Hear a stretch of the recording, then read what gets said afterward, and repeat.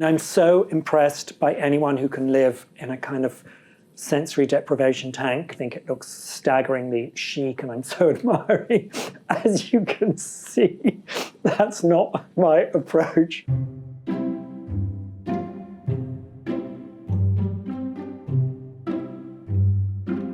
Hello Vogue, I'm Hamish Bowles. I'm the editor-in-chief of the World of Interiors and global editor-at-large for American Vogue, at home in New York City. And today I'm going to show you some of my favorite things.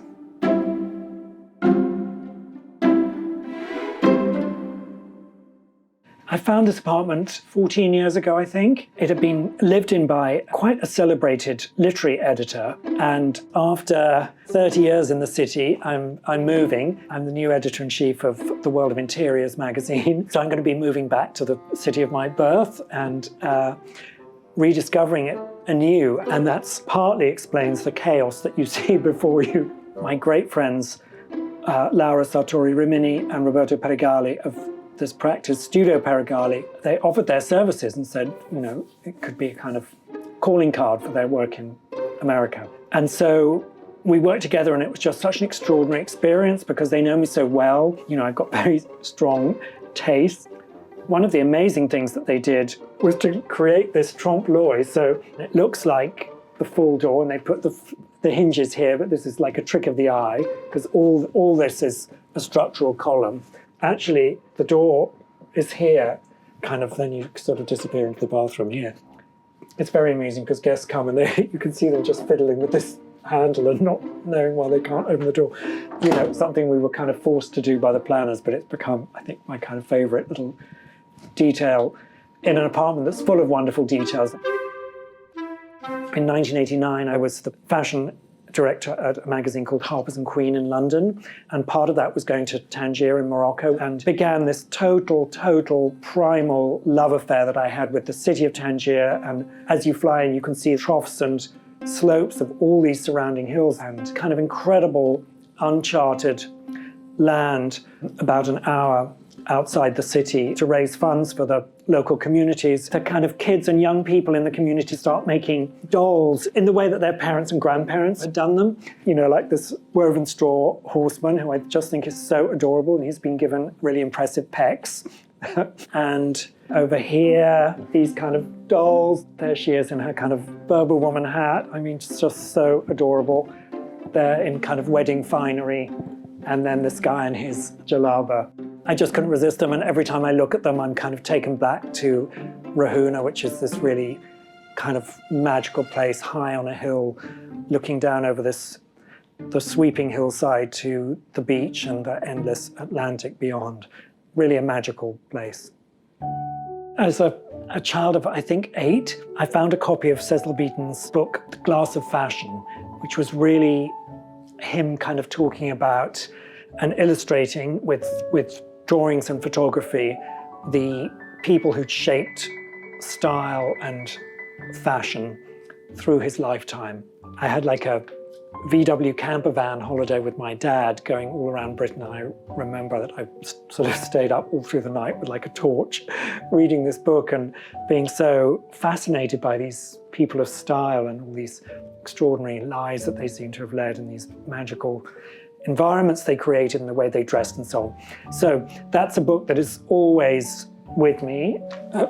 Actually, it's not Glass of Fashion, it's the dust jacket for Glass of Fashion, because clearly I've taken the book out and I wanted to preserve the dust jacket, which just shows you how often I reference the book. This is Cecil Beaton's New York, which is a wonderful kind of snapshot of the city in the early 1930s when he kind of came, and he was so excited by its possibilities, social and sexual, and on so many different kind of levels. And it's fascinating seeing his stylist's eye.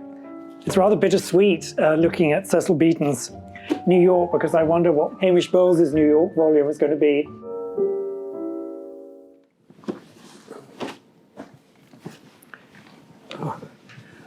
I love sort of associating objects that have a kind of aesthetic connection. I'm looking for things that have consistent threads where designers maybe from very different generations, eras, decades are looking at the same kind of inspiration and interpreting it in different ways.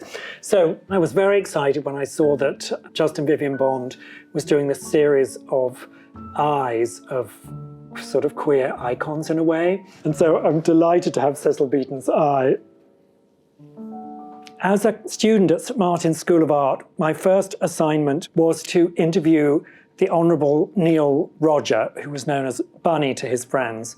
He was a kind of legendary British dandy. I went to visit him at home in Holland Park. He had this amazing double-fronted white gesso mansion, and I went up the steps, a little trepidatious, very nervous about my first interview, and he opened the door. He had I'll never forget it, he had a sort of scarlet turtleneck that showed off his very lithe figure. He was very proud that he had the same waist measurement as the Princess of Wales, and a very preternaturally smooth, pulled face. And he said his first words to me were, "Don't be alarmed, young man. I've had so many liftings, I'm the only man in London who has to shave behind his ears." Here he is, giving you full late 30s sort of gender fluid realness, I would say. You know, when I see this picture, I see someone who was kind of very at ease with their sexuality. What's so interesting is the parallel text that the Honourable Neil Roger was also a decorated war hero, was in charge of a regiment during the Second World War, and he showed incredible bravery. His battle cry to rouse the troops, so he'd have a rolled up copy of Vogue or Harper's Bazaar, and he'd say, "Come on boys, up and at 'em." You know, you're looking at an image of a kind of effeminate man here, but there's this sort of backbone of Scottish metal and steel and grit. One of the things that I was focused on were his clothes, which had largely been made by a tailor called Watson, Fagerstrom and Hughes. I brought this one out just so you can kind of get a sense of when you wear it, there's really this kind of curve into the waist, and the sleeve almost becomes like a bat wing sleeve. You can see it's sort of got this standalone hourglass shape. And in fact, another irony of Bunny Roger's style is that he developed this kind of neo-Edwardian throwback look, and a lot of kind of bachelor gents in Britain in the 1940s kind of went for this retro look. But then it was taken up by like the Teddy Boys and rockabilly culture, and you know, little did they know that the clothes that they were wearing were inspired by these great kind of forward-thinking queer guys, and it became the symbol of, you know, heteronormative menswear in the 50s. So I think I was quite an unusual little boy. I suppose my twin childhood heroes were not the soccer stars of the day, but I was obsessed with Cecil Beaton and with Noel Coward, who was a playwright and a songwriter, also a diarist and a novelist. I adored his music, I loved his plays, so I was very excited when some things came up that had belonged to Elizabeth Welch, who was a fantastic singer who had this bust of Noel Coward, and they were by Gladys Calthrop, Noel Coward's set designer. Through the years, Noel's become a kind of repository for hats. It seemed like a good idea when he just had one sort of graceful hat on. But as you can see, they've kind of accumulated through the years. I sort of tend to bring hats back from most of my travels. So Noel's now a little bit overburdened with hats, but there's nowhere else to put them.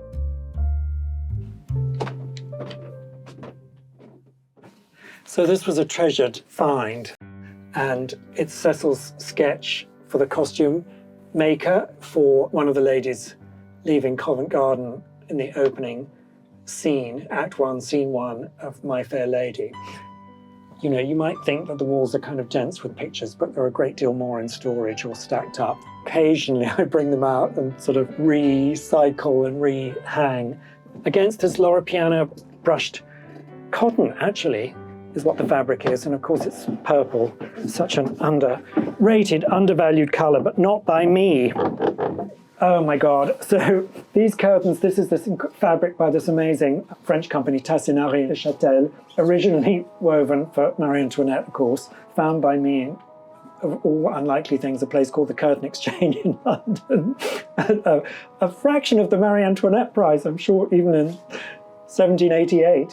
very happy to have those. And of course, the colours just worked so perfectly with everything we'd chosen for this room. One of those happy synchronicities and, you know, more purple and lilac.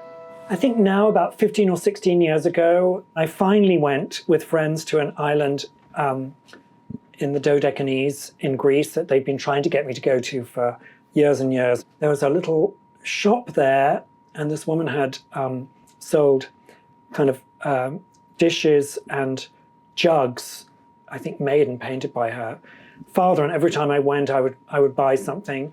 I really loved them. And now that I go back, the father or the grandfather who was making this pottery is no more, and there's no one who has the skill to make them or the knowledge. So they're kind of even more precious in a way.